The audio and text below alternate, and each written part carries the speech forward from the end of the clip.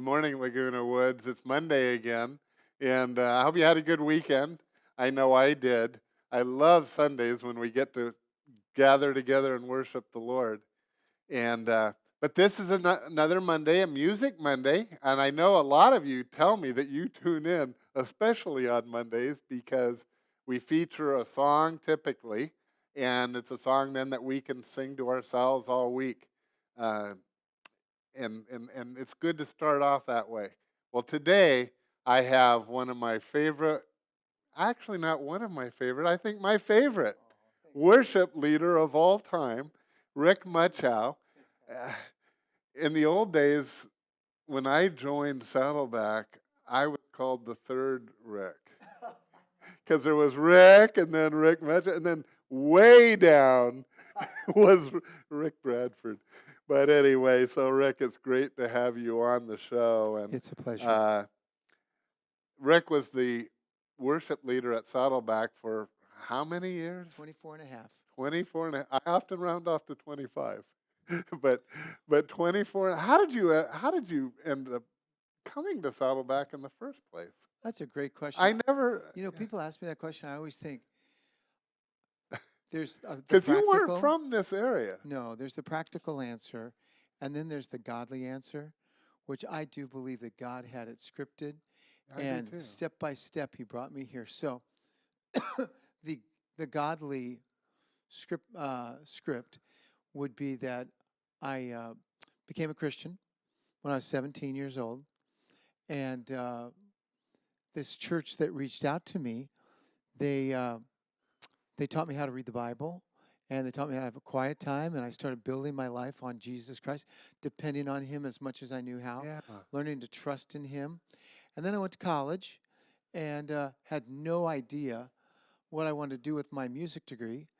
And then there was a Southern Baptist pastor. Are we allowed to say Southern Baptist on this network? Absolutely. Okay, all right. Well, network is actually a strong word for it anyway. Yeah, okay, all right. So on this show. Yeah. So anyway, this Baptist pastor asked me if I'd like to come and do youth and music at his church.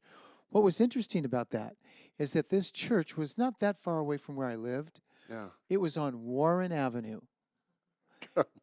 And I didn't know who Warren was, but I remember the street, Warren. And then I looked around and I saw there was 2 acres of property and a little church on it, but there were condos being built around the church. And this pastor said, would you consider helping me reach all those people for Christ? That's what I want to do. Yeah. And my heart just broke, and that's when I decided that's what I want to do for the rest of my life. And then one step led to another. Every step is a step. And you might be dealing with things in your own life. I'm sure you are. But we take it one step at a time. We do. And that's what I did. I just said yes to God as we went along. Well, come to find out that pastor who asked me to come to that church, his life was totally changed by the ministry of Rick Warren in college. And I mean, it wasn't Rick Warren actually at the time. It was Rick Warren, but not the church. Yeah. And they were just college buddies. Okay. And then this pastor said, hey, there's a church in Southern California that just started. And they're trying to reach people for Christ, and they're doing everything they can to make things easy for people when they come into church to understand everything. And they're reaching a lot of people. And I said to him, I said, someday I'd like to be at a church just like that. And I didn't even know who Rick Warren was or whatever. Yeah. But then I did some conferences, and I was doing the music while he was speaking. And so I met him that way. And then one step led to another step. Yeah. And then one day he invited me to come to Saddleback when we were in the gymnasium, Trabuco Hills High School. And the rest is history. Yeah. And then my wife said, yeah, you need to take the job. And I said, yes, Lord. I mean, ma'am. Thank you, ma'am. Yeah. Well, Rick, and so Rick's gone on, and he now, you are a great, these are just things I wrote down, but from composer, worship leader, singer, recording artist. But one of your, by the way, I've got to step back a moment because our verse for the day, we always start with the verse for the day. which is Psalm 56:4 today. In God I trust, I will not be afraid, because what can mortal man do to me? And I love that verse. I know that's an important verse for you. Well, this being Music Monday, we're going to pause right here. Rick has so many songs that have touched my life, but one of them is Healing Grace. Thank you. So this is an amazing rendition that he did a few years ago with another guitarist named Doyle Dykes. So you'll enjoy this. So let's watch it right now, Rick. Would you sing with us? Oh Lord, Holy Lord, who took my despair and put joy in its place. Oh Lord, most holy Lord, thank you for your healing grace. Your grace is changing my life in so many ways. When I thought my life was over, you were waiting there for me. Now I can see that there are good things only suffering can bring. Oh Lord, Holy Lord, who took my despair and put joy in its place. Oh Lord, most holy Lord, thank you for your healing grace. Your grace is changing my life in so many ways.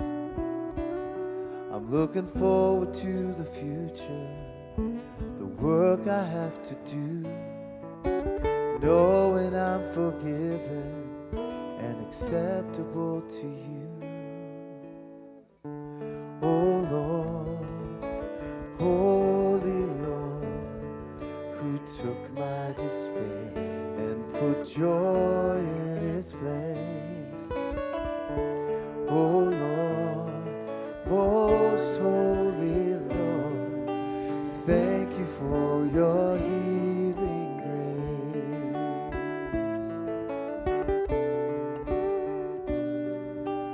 Thank you for your healing grace.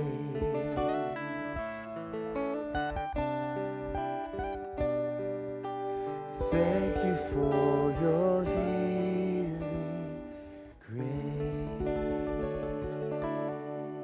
Well, I love that song. I do. In so many ways. But why is that? Even now, I know that's a important song and an important verse to you. In God I'll trust. Well, And Healing Grace. that song became an anthem for Saddleback Church. We did a Healing Grace campaign. And some of the lyrics in there, when I thought my life was over, you were waiting there for me. And people that have experienced the love of Christ, they know that's true. They thought their life was over. God was there for them. And then I took a quote from A.W. Tozer, who said, I can see there are good things only suffering can bring. And what's really compelling about that now is many of you know that I'm fighting cancer. And it's been 8 months or so. Yeah. I have never experienced suffering until about a month and a half ago when I started having some side effects from this treatment. And the treatment's going very well, but I'd never experienced physical suffering. And I know there's all kinds of suffering, but that verse, thank you for your healing grace, because his presence is what heals us. You know, Rick, just because of time, we're going to stop right here. We're going to pick it up right here tomorrow.